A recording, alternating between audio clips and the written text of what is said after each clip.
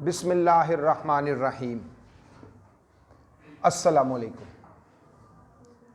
समाजी मसले पे हम बात करेंगे और एक ऐसे मसले पे बात करेंगे कि वो तुलबा जो मुस्तकबिल में या अभी पाकिस्तान की मुसल्लह अफवाज में बतौर कमीशन ऑफिसर जाना चाहते हैं, उनके हवाले से हम बात करेंगे।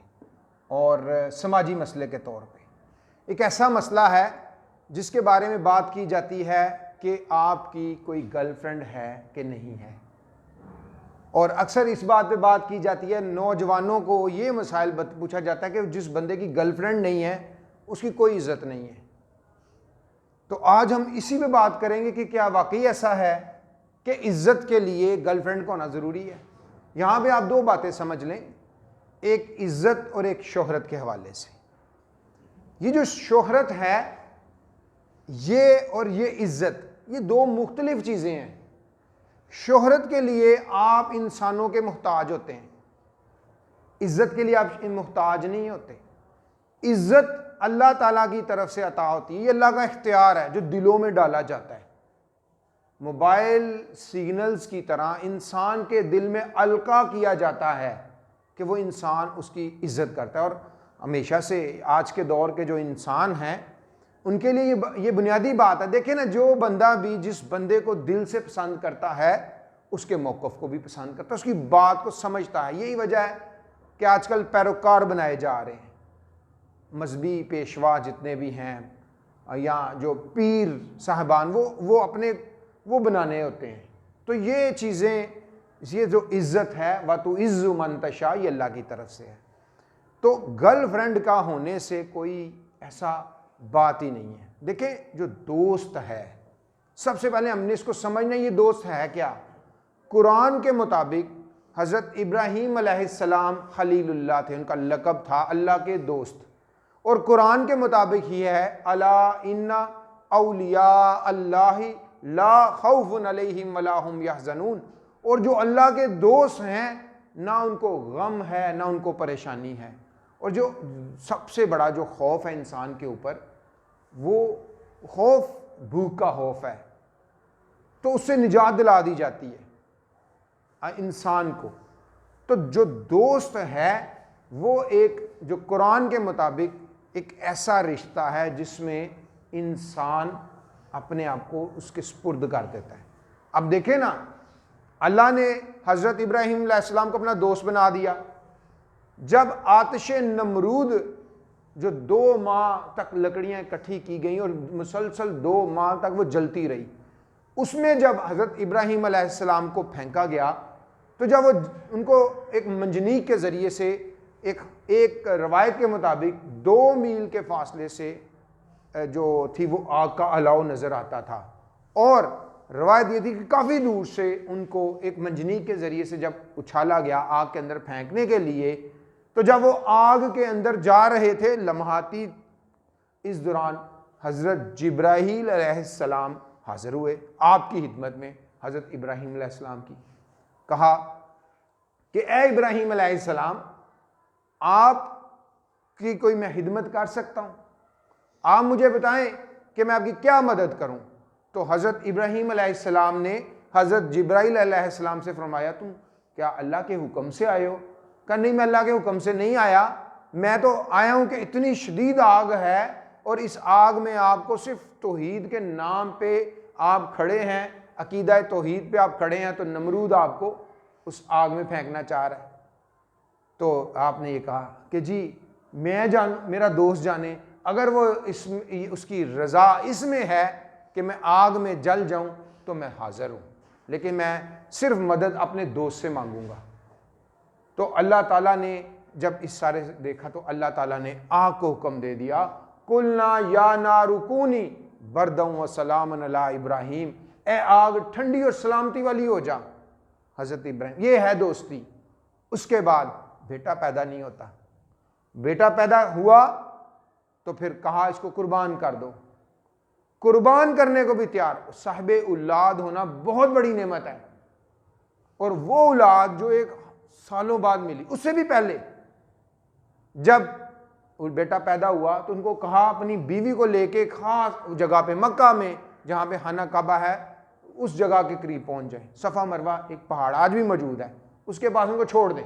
अब आपने इनको छोड़ दिया तो अब आपने पीछे मुड़ के नहीं देखना। देखिए आजमाइश दोस्त की, दोस्त ने दोस्त की बात मानी, ने कहा जी ओके, नहीं देखता, चले गए। अब देखें दोस्ती, उस दोस्ती में बेटा हजरत इस्माइल अलैहिस्सलाम एड़ियां रगड़ रहे हैं और उनकी जो बीवी सादिया हलीमा जो थी वो दौड़ लगा रही हैं, आ रही हैं, जा रही हैं सफ़ा और मरवा के दरमियान, बेचैनी में, इस्तरार में। कुरान पाक की आयत है और अक्सर मैं लोगों को ये बात तजवीज़ करता हूँ कि कोई भी अल्लाह से काम करवाना है तो 21वें पारे की 20वें पारे की ये सूरा में ये मौजूद है। दुआ है अम्मन युजीबुल मुस्तर्रा इज़ा दाहु अलशिफ़ाई, कि ये जो दुआ है किसी भी जो बेकरार है, जो इस्तरारी कैफियत में है, वो ये दुआ पढ़े, अम्मन युजीबुल मुस्तर्रा इज़ा दाहु अलशिफ़ाई। फिर मेरे जहन से ये निकल गई, ये दुआ जो है, ये दुआ जो आप ये जो बेकरार की दुआ है ये कुरान में मौजूद है। इस दुआ के तहत जो 20वें पारे में इसके आगाज़ में ही है, उसका आगाज़ अम्मन युजीबुल मुस्तर्रा इज़ा दाहु व यक्शिफुस्सूअ व यजअलुकुम खुलफ़ाअल अर्ज़ि अइलाहुम अल्लाह कलीलम मा तज़क्करून। पूरी दुआ ये है। इस दुआ में यही कहा गया है कौन है जो बेकरार और इस्तरारी कैफियत में किसी शख्स की दुआ कबूल करता है। और आप करके देख लें, इस दुआ को पढ़े जब आप बेकरार हैं, इस्तरारी कैफियत में, आप अल्लाह से मांगे, इंशाअल्लाह अल्लाह आपकी दुआ सुनेंगे। तो जब वो बेकरारी इस्तरारी कैफियत में दौड़ लगा रही थी तो फिर एड़ियां रगड़ी जा रही थी, उन एड़ियों से एक ऐसा चश्मा उबल आया आबे ज़मज़म का, आज तक उसका पानी निकल रहा है। और ऐसा पानी जिसको साइंटिफिक अंदाज में यह कहा गया कि उस पानी को आप पी लें तो आपको पीने के बाद भूख नहीं लगेगी। और मैं इस बात का चश्मदीद गवाह हूं, अल्लाह को हाजिर नाज़र जान के ये कहता हूं, जब मैं 2002 में हज पे गया था, मैंने उससे पहले इसको पढ़ा हुआ था, तो मैंने 2 दिन कोई चीज़ नहीं खाई। हरम के अंदर मौजूद था आबे ज़मज़म खाना काबा में, मैं 2 दिन सुबह शाम रात पीता रहा। बिलीव मी, मुझे खाने की हाजत ही नहीं हुई, भूख ही नहीं। और कोई भी कर सकता है, ये चैलेंज है खुला। तो दूसरा क्या हुआ, अब वो परेशान थे कि इनको खाना कहाँ से मिलेगा, पानी कहाँ से मिलेगा। एक सहरा है, लकोदक सहरा है, जहाँ पे ना बंदा है ना कोई चरिंद परिंद, बेज्ञान बंजर और सख्त चटियल पहाड़ है। तो छोड़ दिया, आबे ज़मज़म उबल आया। आबे ज़मज़म उबला, फिर बुलवाया, बड़े हुए, मिले, खाना काबा की तामीर करवाई, फिर उनको कहा बोल लब्बैक अल्लाहुम्मा लब्बैक लब्बैक। जिस शख्स ने लब्बैक कहा वो हज करेगा। अब देखें दोस्त है, दोस्त की निशानियां, कैसे दोस्त की निशानियों को मेंटेन किया जा रहा है। आज भी हज हज़रत इब्राहीम अलैहिस्सलाम, हना कबा मकाम इब्राहीम का मकाम है, और उसके अलावा सफ़ा मरवा करना लाजमी है। ईद उल अज़हा पे जो हम कुर्बानी करते हैं वो उसी कुर्बानी की याद है। ये है दोस्त, ये है दोस्त। ये दोस्त आपका कोई भी रिश्ता हो सकता है, आपका भाई बहन माँ बाप किसी से भी। इस दोस्त के अंदर सिर्फ क्या होता है, खुलूस होता है, खालिस चीज़ें होती हैं। अब अगर हम इसी दोस्ती को एक जिन्स मुखालिफ, क्योंकि मर्द एक जिन्स है, औरत एक जिन्स है, ये कभी बराबर मिल नहीं सकते, इनकी कंपोजिशन चेंज है। आज सारी नफ्सियात ये बात करती है। अभी देखें मेडिकल साइंस ये करती है कि जो औरत का जब दिल ट्रांसप्लांट करना होता है ना, मर्द का दिल मर्द को ही लगता है, औरत को नहीं लग सकता, औरत का मर्द को नहीं लग सकता, बाकी ये लग जाते हैं, दिल नहीं लगेगा। इसका मतलब यह है कि जो जज्बाती कंपोजिशन है औरत की डिफरेंट है, और जो ब्रेन है, इवन दिमाग तक औरत का आज साइंसदानी कह रही है। तो जब ये दो मुखालिफ जिनसे हैं, ये दोस्त नहीं हो सकते।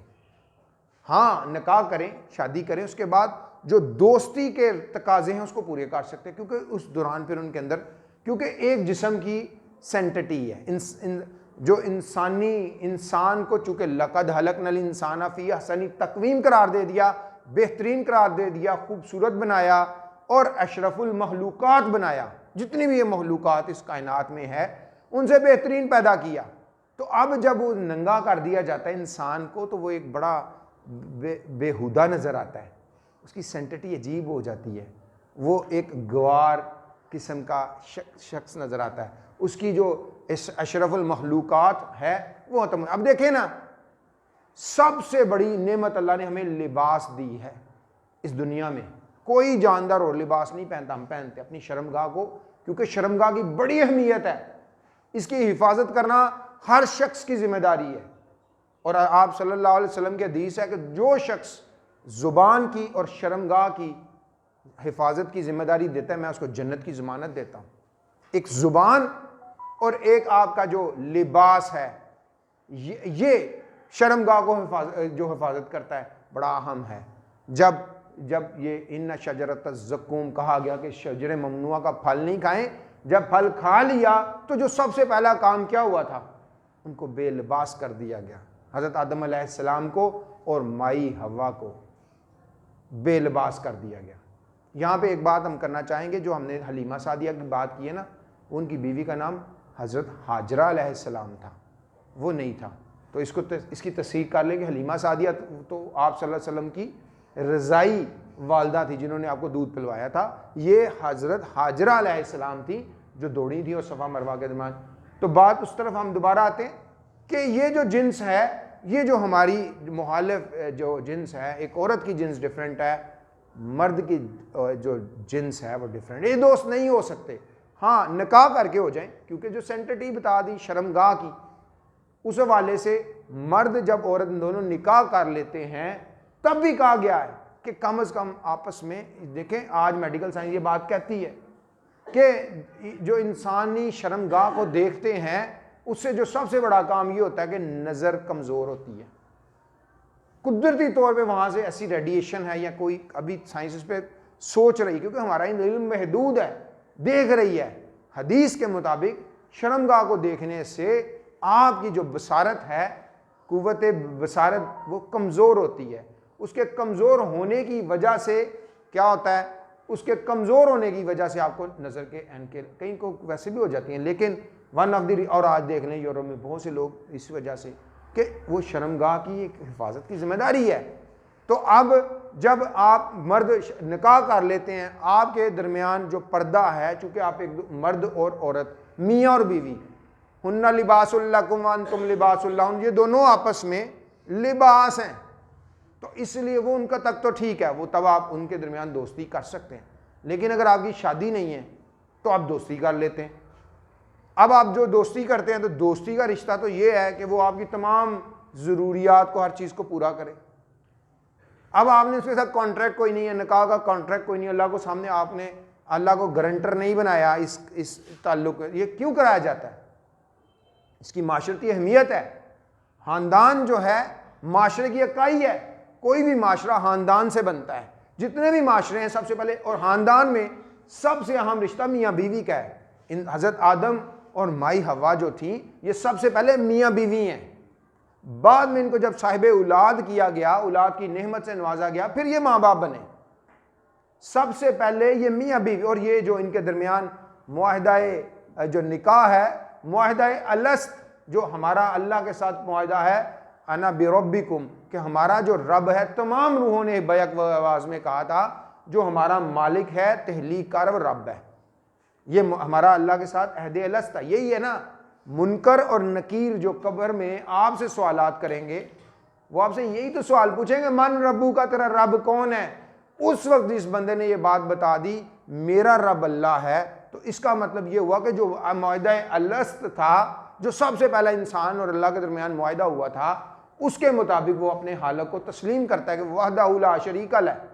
अब जो ये सबक भूल गया वो तो नाकाम हो गया। तो अब देखें कि ये जो मुआहदा निकाह है, ये गारंटर है, इसका फ़ायदा है, इसकी वजह से जो एक इंसान की नस्ल को हिफाजत है, वो नस्ल, उसका जो नान नुफ़का, उसकी तरबियत, उसको शेल्टर देना, उसका लिबास, उसकी सारी चीज़ों का ज़िम्मेदार है ना। इसीलिए मुआहदा निकाह जो है, शैतान के लिए इस वक्त सबसे बड़ा चैलेंज ये है कि इंसानियत को बर्बाद करना है। अब देखें यूरोप में ये कॉन्सेप्ट आ गया, वहाँ पे ख़ानदान तबाह हो गया इस वक्त। अब क्या कर रहे हैं भाई, लड़का लड़की इकट्ठे रहें, जितने दिन रह सकते हैं रह लें, मज़े करें। आप रह लिया, उस दौरान अगर कोई औलाद पैदा होगी तो उसका बाप कौन बनेगा?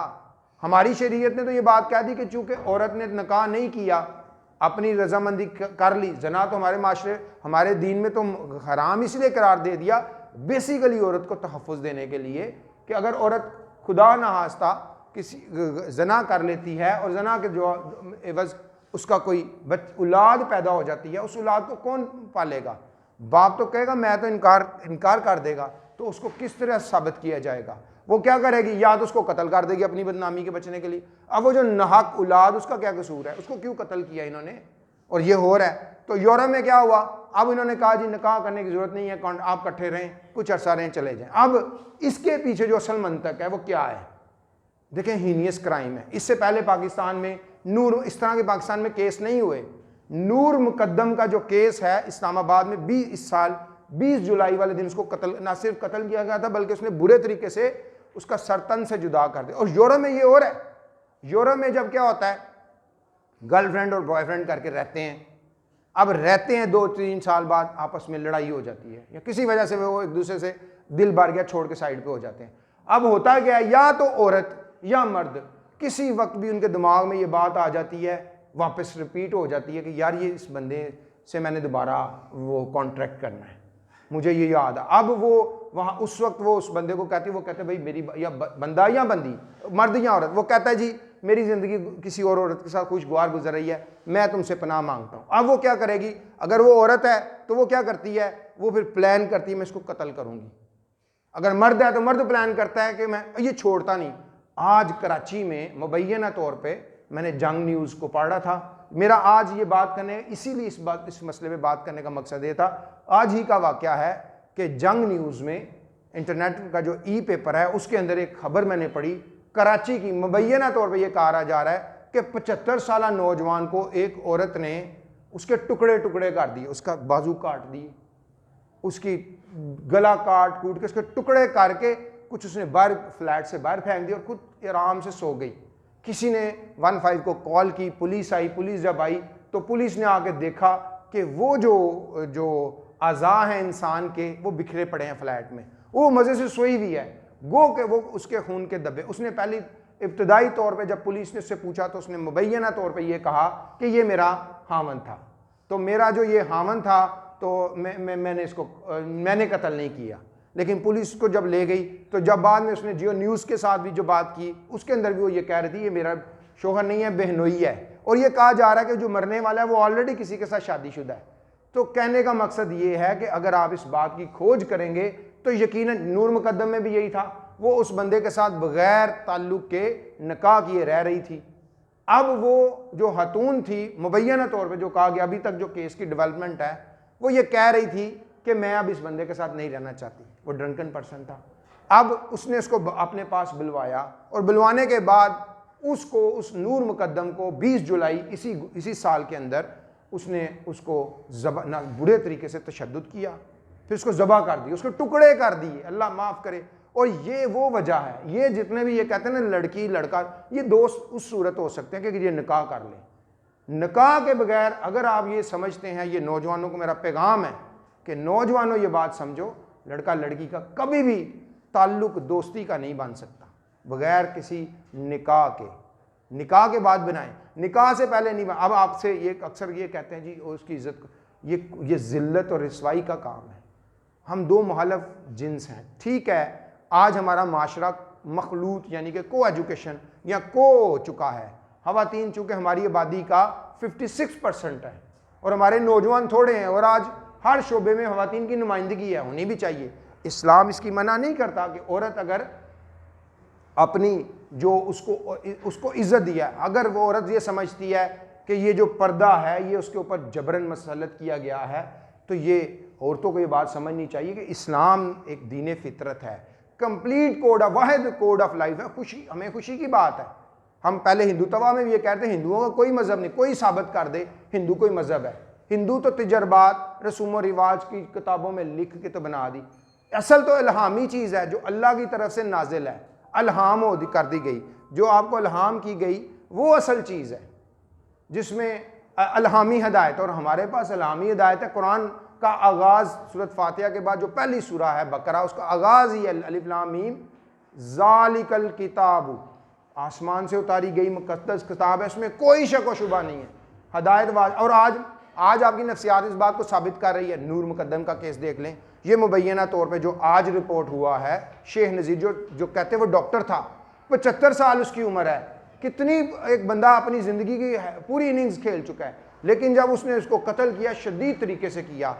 औरत और मर्द की दोस्ती नहीं हो सकती। हाँ, आप जो आज के मामलात हैं उन मामलात में उनकी प्रेजेंटेशन है, उनकी नुमाइंदगी है, उसको मद्देनज़र रखते हुए आप उनके साथ वर्किंग रिलेशनशिप कर सकते हैं। और जब मुसल्लह अफवाज में ये सवाल पूछा जाता है तो इस सवाल में ये बात कही जाती है कि आप जो मुसल्लह अफवाज में, कि हम ये देखते हैं कि ये बतौर अशरफुल महलूकात इसका रवैया क्या है, ये क्या है अशरफुल महलूकात के तौर पे, क्या ये जो सिर्फ और सिर्फ वो जो जुबिल्लत है इंसान की, जिसमें उसको दूसरी जिन से मोहब्बत होती है, उसकी अट्रैक्शन है, जिसको आप सेक्सुअल डिज़ायर्स कह देते हैं, उसकी वजह से है, और वो इसमें कितना वो पागल हो, क्या हैवान हो गया। इंसान है, उसको कंट्रोल है, उसको अल्लाह ने अकल दी, शऊर दिया, इल्म दिया, उसको अपने देखे ना, there is a difference between need and want is self control, self discipline. आपकी एक नीड है, आपका एक डिज़ायर है, इन दोनों को बैलेंस करने के लिए आपके पास सेल्फ कंट्रोल या सेल्फ डिसिप्लिन होना बहुत ज़रूरी है। अगर आपके पास नहीं है तो इसका मतलब ये है कि फिर आप हैवान हैं। हैवान जो हैं वो ड्राइव होते हैं, हैवान ड्राइव होते हैं। तो इसलिए मर्द और औरत की दोस्ती नहीं हो सकती किसी, ये दो मुखालिफ जिनसे हैं, इनकी दोस्ती किसी सूरत मुमकिन नहीं है। और हमें बचना है, अगर हमें अपनी ज़िंदगी में अमन और सुकून चाहिए मुस्तकबिल में, तो फिर यकीनन इस बात को आज समझ लें, ये आज के आपके जज्बाती रिश्ते बनाए हुए, आपको टीन एज की वजह से, ये जो आपका बलूगत का दौर है जिसमें आप एक नौजवान, एक मर्द बनना चाह रहे हैं, उस दौर के अंदर अगर आप इस तरह के काम करेंगे तो फिर ये जो आज के पैदा किए, ये जो आज गिरा आप अपने हाथों से लगा रहे हैं, 5 साल बाद 10 साल बाद आपको मुंह से खोलनी पड़ सकती हैं। यही, या आपके अंदर ये बात आ गई, आपसे खुदा न हास्ता कोई कत्ल हो गया, या खुदा न हास्ता औरत ने आपका कत्ल कर दिया, हर दो सूरतों में एक तो बदनामी, रिसवाई भी होगी। अब ये जो वकूआ के दौरान अभी उसने लेटेस्ट जियो न्यूज़ को ये कह दिया वो तो मेरा बहनोई था, उसकी तो ऑलरेडी किसी और के साथ शायद, अब अल्लाह माफ़ करे, इस दौरान अजीब अजीब बातें आएंगी। मरने वाला इस दुनिया से बुरे तरीके से इबरतनाक मौत मारा गया, और पीछे हम लोगों को ये इबरत तो दे गया, लेकिन हम इबरत की जा नहीं लेते, हम इबरत नहीं लेते, उससे सबक हासिल नहीं करते, बल्कि हम क्या कर रहे हैं, हम उसका मज़ा ले रहे हैं। तो ये यकीनन हमारे लिए रहनुमाई है। और आप इस बात को समझें कि जब भी इंटरव्यू के अंदर मुसल्लह अफवाज में आपसे गर्लफ्रेंड का सवाल होता है तो वो उसके पीछे जो स्टोरी है वो यही है। ये देखा जाता है कि इसकी जो डीलिंग्स हैं, इसकी बातचीत है, इसकी डेली लाइफ की एग्जांपल से ये बात सामने समझ अखज़ हो जाती है कि इसने जो गर्लफ्रेंड बनाई, उस गर्लफ्रेंड के पीछे इसके मकासद क्या हैं, क्या जिन्स है, क्या उसकी जिस्म है, उसकी स्किन है जिसकी तरफ वो ये अट्रैक्शन है, ना यहाँ के इसकी कोई वर्किंग रिलेशनशिप थी। वर्किंग रिलेशनशिप में क्या होता है कि आप उसकी सारी इज़्ज़त को, तकद्दुस को, उसकी शर्मो हया को मेंटेन करते हैं, आप खुद रिस्पॉन्सिबल होते हैं, आप किसी तरीके भी उसको अदम तहफ़्फ़ुज़ का शिकार नहीं करते, बल्कि आपके इस दिमाग में जो फतूर या कोई बुरा खन्नास इस बारे में आता है, जो आपको जुबिल्लत तंग करती है, इंस्टिंक्ट तंग करती है कि आप जिनसी मिलाप करें, तो आप उसमें पागल हो जाते हैं और तजर्बात कर उसको तंग करते हैं, तो फिर यकीनन प्रॉब्लम है, क्योंकि आपकी नीड है। अगर उसके साथ डिज़ायर आ गई तो फिर गड़बड़ हो जाएगी। डिज़ायर को रोकना है, सेल्फ कंट्रोल करना है। तो इसलिए जो हतून है, मर्द है, औरत है, इसकी एक दूसरे के साथ गर्लफ्रेंड का कोई ताल्लुक़ नहीं है। ये रिसवाई का काम है, ये किसी सूरत भी आप नहीं कह सकते। ये ग्रुप डिस्कशन का टॉपिक भी है ISSB में कि आप इस पर बहस करें कि जिसकी कोई गर्लफ्रेंड नहीं, क्या उसकी कोई इज़्ज़त भी नहीं? ऐसा नहीं है। बतौर इंसान, बतौर अहसन तक़वीम, बतौर अशरफुल महलूकात, बतौर सॉलिड मर्द, हमें अपने पे कंट्रोल है। हम अपनी नीड्स को और डिज़ायर्स को अपने सेल्फ डिसिप्लिन, सेल्फ कंट्रोल से रोकते हैं। मैं उम्मीद करता हूँ कि इस बात को आप समझेंगे कि जो गर्लफ्रेंड है, इसका कॉन्सेप्ट ही गलत है। ये बात ही अपनी सिरे से, ओरिजिन से ही गलत है। इसकी कोई अहमियत नहीं है माशरती, और इसकी कोई हकीकत नहीं है। ये सिर्फ और सिर्फ लेन देन का एक ताल्लुक ज़रूर हो सकता है और जिसके साथ जुड़ी हुई परेशानी है। Thank you very much. अस्सलाम वालेकुम।